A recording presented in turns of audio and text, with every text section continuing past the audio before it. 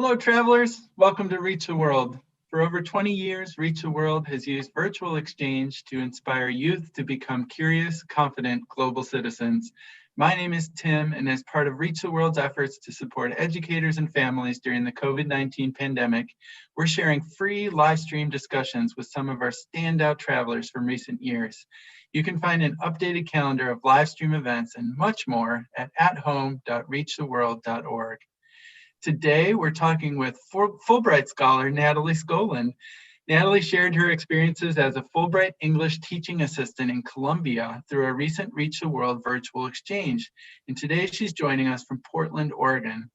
If you haven't already read Natalie's virtual exchange articles from Colombia, they're wonderful. And we'll add a link to the YouTube chat sidebar so you can check them out after the call. Also, please use the chat bar to let us know you're here today and share any questions you may have for Natalie as we go along. We'll get to as many questions as we can. And without further ado, I want to go on a journey to Colombia with Natalie. Hey, Natalie. Hey there. Hi, I'm Natalie. I am currently in Portland, Oregon, but as Tim said, last year I spent 10 months working and living in Medellin, Colombia. So I'm excited to tell you a little bit about my journey there, and I'm going to share some pictures with you. So let me just share my screen.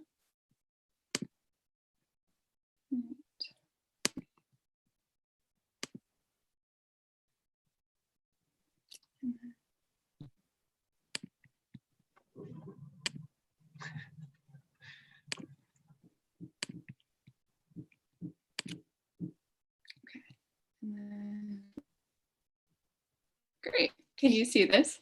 Looks fantastic. Okay. So I wanted to start out telling you a little bit about how I got to Colombia, why I ended up there. I graduated college and received a Fulbright grant, as Tim said, to teach English in Colombia for a year. And I was assigned to the city of Medellin. If you look on this map of Colombia, Medellin is kind of toward the north of the country and a little bit central. So Bogota is the capital, which you can see is right smack dab in the middle of the country. So when I arrived to Colombia, I first arrived to Bogota, and then I had to take a separate flight, which was really short, about, I think, an hour and a half to get from Bogota to the city I was in called Medellin. This picture you can see here is a picture of me at a mock traditional Colombian village. So it's not actually a real one, but it was created to kind of remember what old Colombia looked like in the colonial era when the Spanish arrived. And that was on a visit with some of my Colombian friends outside of Medellin. So the first thing I wanted to talk about with Medellin is the people that I met there. One of the central factors in being in Colombia was working with students. So I was working at a university called Maria Cano University. In Spanish, it was called Fundación Universitaria Maria Cano. And the students were a wide range of ages and interests. So some of the students you can see here that I was working with doing an English conversation workshop were younger students. So they were probably between 16 and 22 and starting out their college career. A lot of them studied physical therapy, business administration, psychology. But one of the requirements to graduate is that they needed a certain level of English. And so I worked with them and their English professors to help them gain further fluency in English, because most of them speak Spanish as their primary language. And I had a lot of fun working with these students. They're incredibly boisterous and talkative, enthusiastic. And they taught me a lot about their culture, as well as how we can learn to share our cultures. You know, they were very curious about the US, asked me a lot of questions. And, you know, I also got to ask them a lot about their country and, you know, their own opinions about different things in the world. And sometimes I got to practice my Spanish with them, but since I was trying to teach them English. I did not get to practice as much as I would have liked, with them at least. Okay. And then kind of beyond the classroom, I developed some relationships with Colombians and with other Fulbrights that led me to explore different parts of Colombia and learn more about life in a rural setting. So I wanted to introduce this family. If you can see in the left-hand photo, my friend Jennifer is on the right. She's wearing the blue pullover sweatshirt. And this is her family. So her husband, Jaime, and their two daughters, Sophia and Elise. And so she was actually one of my students at Maria Cano, but she was a returning adult student. So whereas some of the students at the university were coming right out of high school, ready to start their university career, there were also a lot of students who had been working. They might have a family already. They might be in their 30s. They might be maybe like your mother or father, and they decided that they wanted to pursue a university degree later in their life. So Jennifer was pursuing a business administration degree because she was interested in promoting women's empowerment and women's rights in her rural community outside of the city of Medellin, where I was located. And she was super enthusiastic, incredibly vivacious when I met her, and really wanted to learn English, although at that point she had a very basic level. And so the first time that she came to an English club, at the end of the club meeting, she kind of gave us a lecture, so to speak, about her passion for women's empowerment, women's rights. And at some point she said, hold on, I'm going to have to say this in Spanish. And, suddenly she was speaking in rapid fire Spanish, no longer in English, telling us all about this passion of hers. And that really stood out to me. So we created a friendship, and she eventually invited me to come visit her family in their rural community. So this is at her home in San Juan, which is a tiny little, what they call vereda. It's not even a town. It's actually just kind of a community of homes out in the farmland. And then the main town was about maybe a 45-minute Jeep ride away from her farmhouse. So her two daughters are 12 and 5 in this picture, and have a lot of fun on the farm. They get to play with the cows, and showed us all around their little town and their school. And then in the bottom picture, you can see Jennifer also taught us how to cook buñuelos, which is a Colombian snack, often eaten at breakfast. It's really yummy. It's kind of like a donut, fried bread with a cheesy dough. And I'd always loved them when I went to Colombian bakeries, and then eventually learned how to make them from Jennifer. A few of these other women that you see in the picture are other Fulbright friends of mine, Amanda and Emily.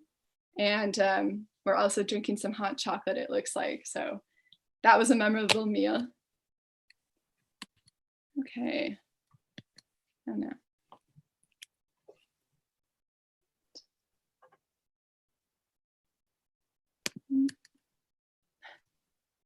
Okay, so now I wanted to tell you a little bit about Colombian culture and some of the most important aspects, or the things that really stood out to me. So dance was probably one of my very favorite parts of Colombian culture overall. I fell in love with dance there and the music that accompanied it. And this came from the very beginning of my time there. So this picture that you can see is at the Feria de las Flores in August. So the flower festival that happens every August in Medellin. Medellin is in an incredibly lush region of the country. There's a lot of greenery, a lot of flowers blooming all year round. And so they have a traditional festival where people who live in the countryside actually hike all the way down to the center of the city with flowers on their back, as they would have in earlier times when they actually had to be able to hike down into the city to sell their flowers when there was a big harvest. Now it's more of a time for celebration and remembering what is special about the city of Medellin. And as you can see in this photo, there's a big parade that comes before the march of everyone with the flowers coming down from the rural villages up in the hills. And so this was one dance troupe that, came through during the parade, and they're presenting a folkloric dance from Medellin, and they're wearing the traditional outfits. So you can see the women have these really frilly floral gowns, and then the men have those hats that were very traditional, kind of, especially for Medellin, almost a more cowboy look. And so they often wore those hats, and you would see older men in the city actually still wearing those hats today. And this kind of dance usually comes with, how would I describe it? Well, I can't remember the name, but Colombian folklore music. It's incredibly rhythmic, very fast and upbeat, and just a lot of opportunity for twirling around and having a lot of fun. Okay, so another example of dance that I saw was when I went to the Festival de San Pacho in Quibdó, Colombia. So if you have read any of my articles on Natalie's journey to Colombia, you may have read about this trip that I did to Quibdó. Quibdó is a primarily Afro-Colombian region. So a lot of the residents in the region of Chocó, where Quibdó, the city is, are of African descent, and they came to Colombia actually as slaves. So today they have a really proud heritage there in Chocó. And during the Festival de San Pacho, which means actually the Festival of St. Francis, they have parades, I think, for about 3 weeks, where every day they have a parade that leads to a different part of the city, and anyone can join in with dancing and music. But before you join in, like I could join in at the end of the parade line, there are a bunch of floats and groups who are kind of leading the way. So this was one group of children, and looks like some older women as well, doing a fun dance to some music. And then I have a few other pictures of this. This was another group in that festival, also having a great time dancing. And as you can see, there are people of all ages wearing really colorful outfits to celebrate St. Francis in this parade. And this is one of my favorite pictures, an older woman with a semi-traditional dress, and wearing fruit on her head, having a lot of fun showing off her costume for the camera. And the music that they played during this parade was called Chirimia. So Chirimia has a lot of kind of jazzy sounds to it, but a bit faster and more dancey. And they use clarinet and kind of a lot of band instruments to play Chirimia, but that is the traditional music of this region of Chocó. So I had a great time watching all of the groups at that festival and in the parade. And at the end, I got to join in and follow the parade dancing myself until we arrived in the end part of the city. Okay, so I'm going to tell you a little bit about the art and architecture of Colombia. As you might have noticed with some of those pictures of dancers that I showed you before, Colombia loves color. The people there are enamored with, the beauty of color and of everything they see around them. There's actually a lot of color in nature there. Like I said, there's so many different flowers. And then along with that, amazing animals. I think Colombia has an incredible amount of different kinds of birds, and some very colorful ones at that too. And so that might be one reason that you see that reflected in the color they use in their art and in their architecture. So this was in a tiny little traditional town outside of Medellin, about, I think, 2 hours or an hour and a half by bus, so not far. And it's called Guatape. Guatape is right near a big reservoir that is really well known as a tourist spot. People love the views, and I'll show you that a little bit later on. But in the town itself, it's also known for having this amazing, beautiful color and traditional kind of prints that they have on the walls of their homes and of their shops. So you can see that each of these little buildings has a different pattern and different color scheme. And when I took a tour through this town, the tour guide told us that a lot of these different patterns have a different story that goes along with it. So it was really interesting to hear about, how they're trying to tell stories about the history of the town through their art, and in an incredibly colorful way that obviously made me very happy in this picture. Okay, this is another example of amazing art that I got to enjoy in Medellin. So this is a part of the city called Comuna 13, or the 13th community. Each community or kind of district within the city gets its own number. And that's a way that the city government can keep track kind of what's going on in different parts of the city. But they also have their own names. So this name, the name of this 13th district was San Javier. And it's really famous right now for their murals. Before, it actually had a very sad history about a decade or two ago, because there was a lot of violence and poverty and unrest in this community.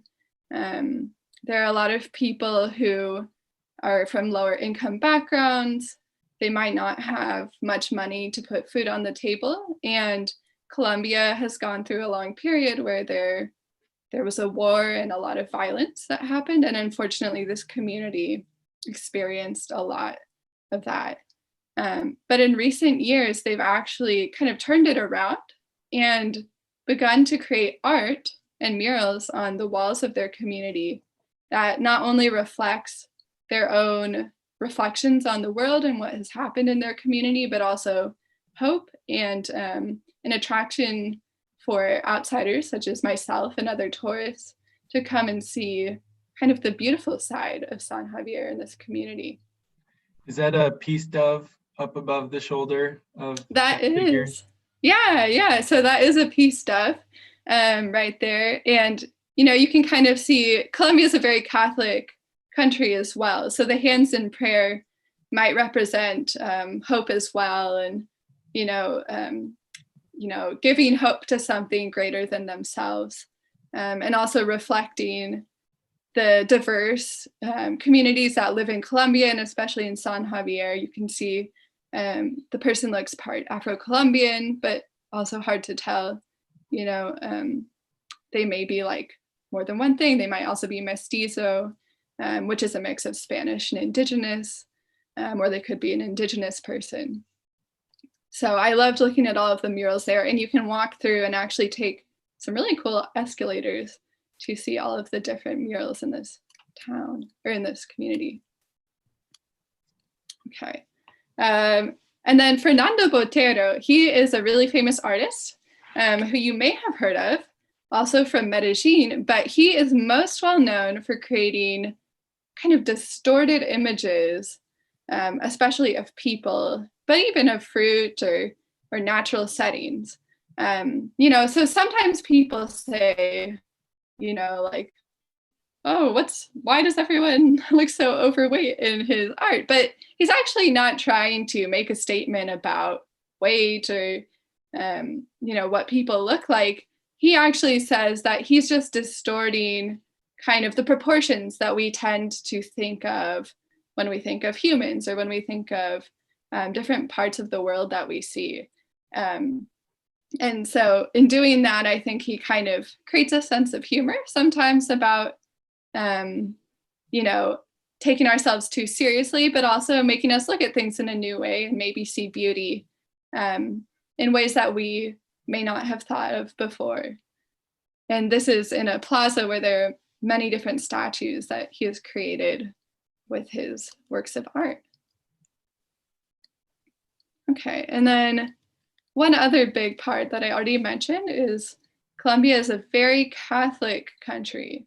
So this was a journey that I took with some friends to another nearby town, and it's really well known for this bridge that you can see in the background going over a river.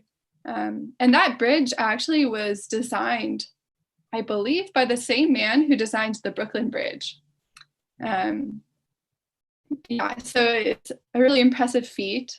And above the bridge, I'm standing here with a statue of the Virgin Mary that overlooks that bridge. And it's kind of a sign of the way that people in Colombia revere the Virgin Mary, they revere Catholicism as an opportunity or kind of a means for understanding the world and their life, and a source of protection.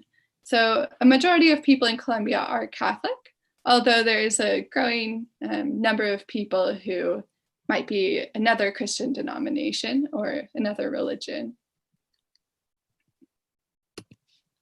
I don't know why.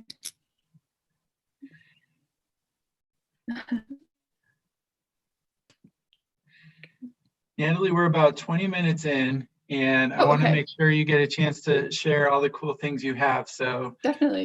Just wanted to give you a reminder. Oh, thank you. Okay, well, let's go through these a little quicker, and then if there are any questions, we can go ahead and do that.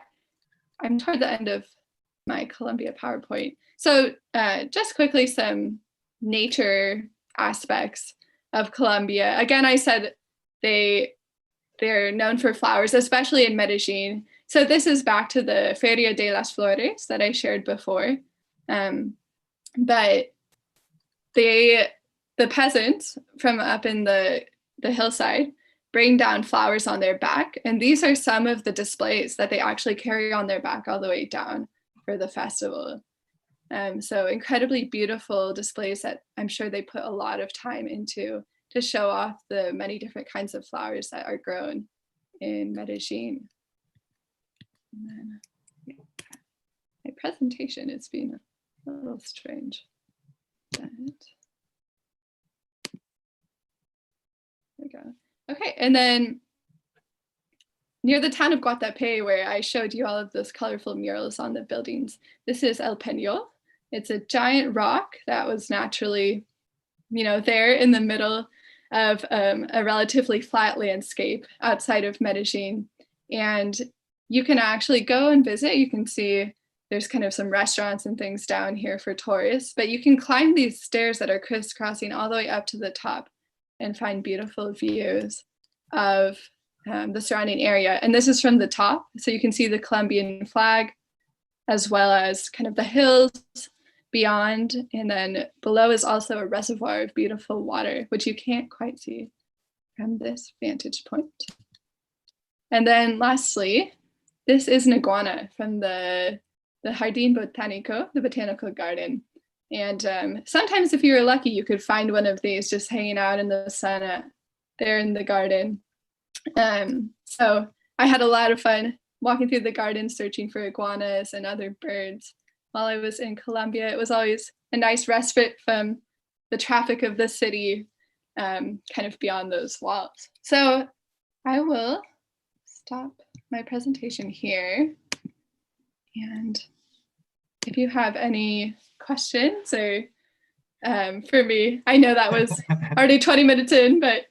No, that was fantastic. I wish we could let you keep talking. You know so much about the surrounding communities, and I know through your virtual exchange that you really did a phenomenal job of investigating all of the aspects of Colombian culture around, I hope I'm pronouncing this right, Medellin? That's correct, yeah. Cool. And so I'd encourage, just once again, anyone who's watching today, and we have a great live stream audience, to go and check out Natalie's virtual exchange. My colleague Chris has put a link to the exchange in the chat bar. Check it out. She goes into so much great detail and includes some great photos of her experiences in all aspects of what she's talked about today and more.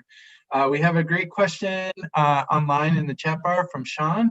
Sean is wondering if you know how the coronavirus has impacted the people in Medellin or in Colombia in general.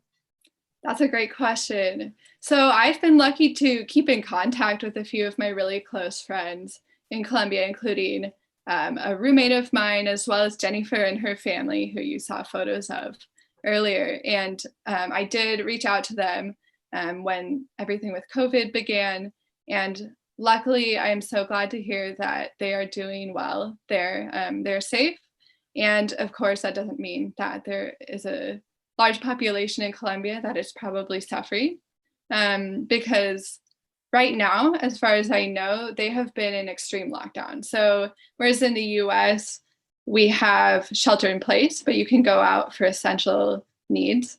In Colombia, you need to stay indoors, except for, I think it's 2 or 3 days out of the week that, depending on your ID number, your citizen ID number, you can go out legally to buy groceries or go to the bank, or go to the doctor for whatever reason. So I think for people who, have the privilege of having a steady income, or, having enough space in a home to be able to stay in, that they're doing okay. For a lot of other people who might have been on the verge of not being able to afford where they live or to afford food, I think there could be a crisis right now. And so we're hoping that everyone will be getting the help they need. And I know the government has been trying to provide food and some other necessary resources for communities that might be impacted more greatly, especially Indigenous and Afro-Colombian communities. All right, thank you. Thank you for that question too from the live stream. Natalie, you just know the area so well. I think you gave a great answer. It's been really informative to us to talk to so many people from around the world who are sharing the impact of COVID-19 in countries, and it's great to hear your perspective on Colombia too. I'm wondering about you as an individual and what sort of brought you to receive your Fulbright grant, what got you interested in traveling to Colombia to teach English in the first place, and what you've been up to since. Okay, so the first part, what got me interested in going to Colombia, it was a mixture of my interest in Spanish and Latin America, and also kind of the different messages that I was receiving about Colombia specifically as a country. So I studied Spanish in high school and also college. And after college, I was really interested in being able to enhance my Spanish, practice my Spanish in a country in Latin America and learn more there. And I had also had the privilege of spending a semester studying in Bolivia during my time in college. And while I was in Bolivia, which is another amazing country, I heard from a lot of people there that, oh my gosh, Colombians are the friendliest people in Latin America. They are so nice, just the most amazing people. And I heard it from people who had never been to Colombia. I don't even know if they had met a Colombian in person. But these were Bolivians telling me this. And I also heard that from people in Ecuador. And so I was getting this impression that Colombia had a reputation for being extremely friendly and welcoming. And I always like people who are friendly. So that attracted me to the country. But at the same time, I think coming from the US, we often hear a lot of more negative news about Colombia, maybe about issues with crime, issues with violence, as they have had an ongoing civil war in their past. And so I felt this kind of contradiction between what I had heard about, the wonderful people in Colombia and then this negative news that I tended to be fed in the US. And I wanted to learn for myself what it was like in the country. And I'm so glad I had that opportunity. And then, you know, after spending a year in Colombia, it had sparked my curiosity, I guess, to continue exploring the world and learning about different countries and cultures that I might not know very much about. And I was lucky to receive another opportunity also teaching English and learning Chinese in Taiwan, which is an island off the coast of mainland China.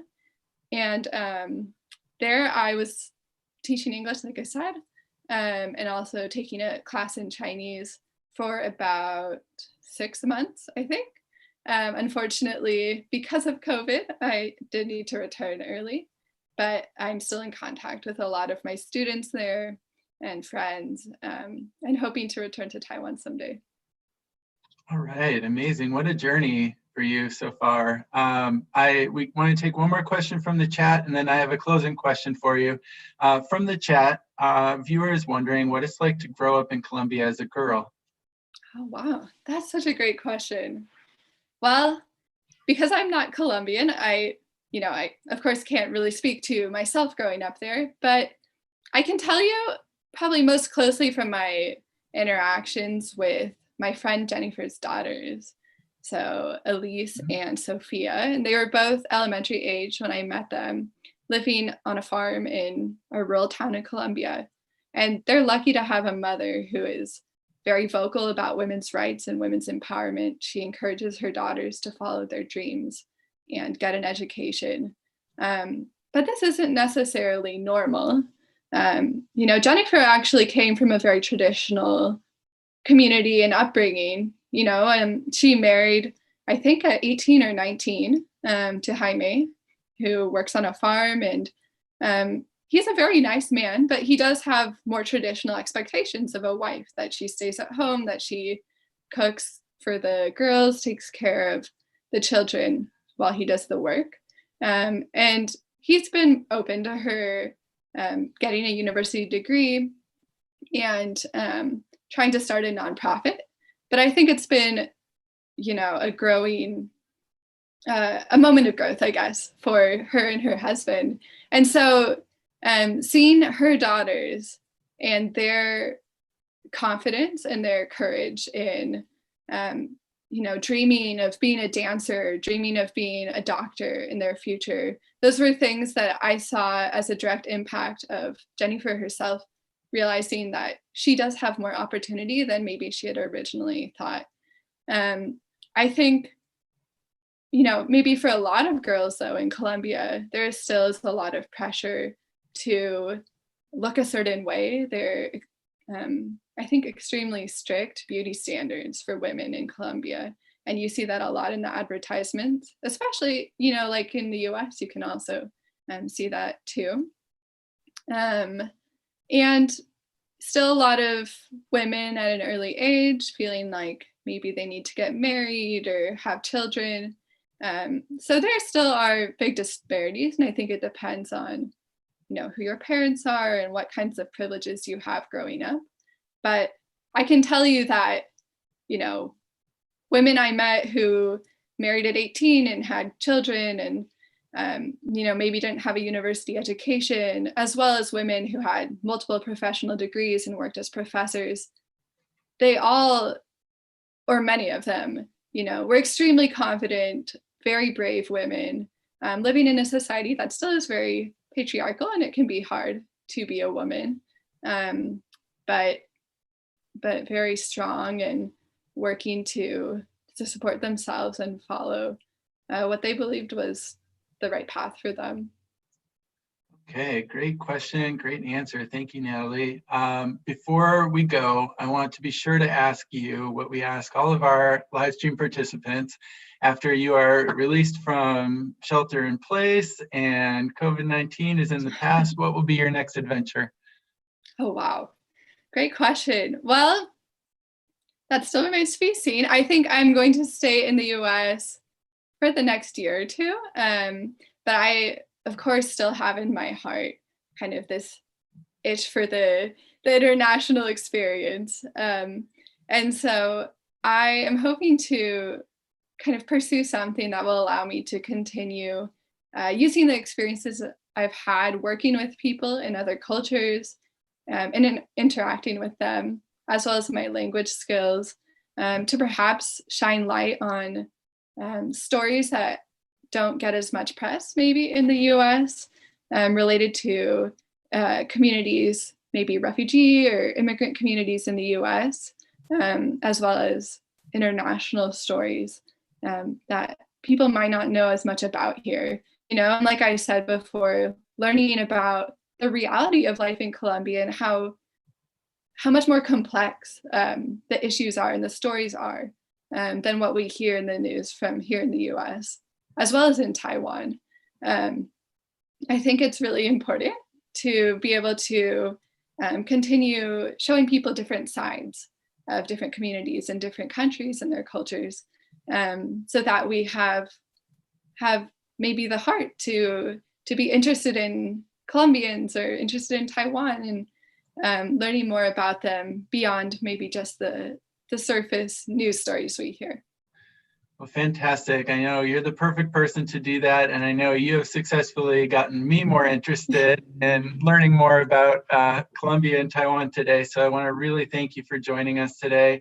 I can't stress enough to all of our live stream viewers and anyone who's watching this recording that Natalie's virtual exchange articles are fantastic. And using the link in the chat bar, you can go check them out and learn a lot more about some of the things that Natalie talked about today. So thank you again, Natalie. This was a ton of fun. Thank you to our entire YouTube live stream audience for joining us today. You can join us again for one of several exciting upcoming Reach the World live stream events left to go this week. There's a complete list of upcoming Reach the World events at athome.reachtheworld.org. So until then, thanks again, Natalie, and we'll see you all next time. Thank you, Tim. Thank you, travelers.